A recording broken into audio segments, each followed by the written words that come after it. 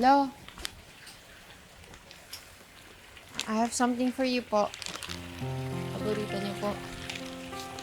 Uy, ampaw. Naku, pwede bang kainin ko lahat ito? Ngayon? Paisa-isa lang hulo.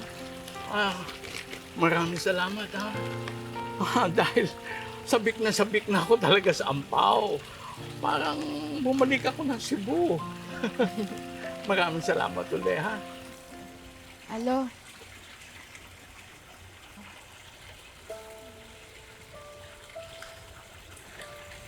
Pwede ko ba kayong yakapin?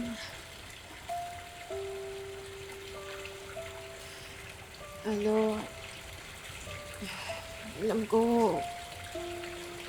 hindi po maganda yung unang pagkikita natin. Tsaka baka yung isip niya po na spoiled brat po ako. Pero lo, naiintindihan ko na po kung bakit niyo lagi sinasabi sa akin na dapat ako magbasa ng madaming libro. At unti-unti po, trying to change naman po. Miss na miss ko lang po si Daddy eh. Kaya kung mayayakap ko po kayo, siguro parang nayakap ko na rin po si Daddy.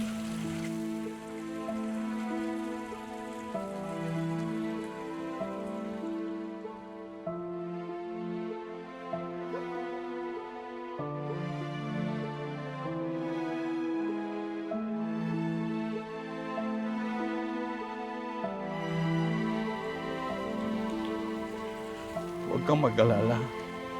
Kapit lang. Gagaling din ang daddy mo.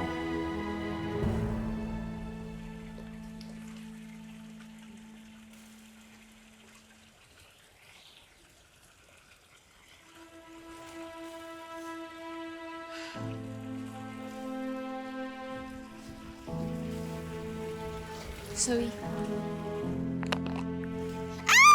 Oh, Annalyn! Anong ginawa mo? Bakit? Ano nangyari? Ba't mo tinapunan? Oh, ano nangyari dito? Bakit? Ba't mo ginawa Annalyn? yun? Ano ginawa mo?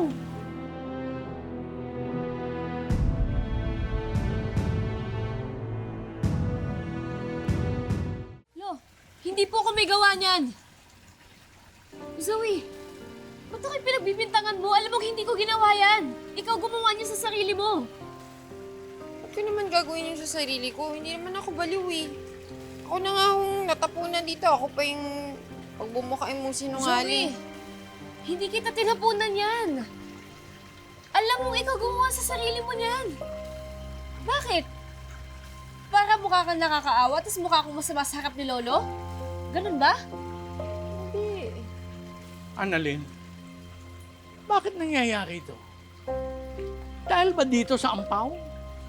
Dahil hindi ko tinanggap yung ampaw na galing sa'yo? Tinanggap ko yung galing kay Zoe? Yung ba yun? No, hindi po. Hindi naman po ako ganun kapeti para gawin po yun. Annalyn, mag-sorry ka kay Zoe.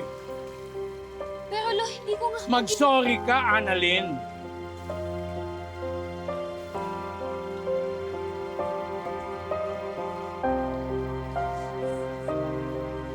Sorry, Zoe.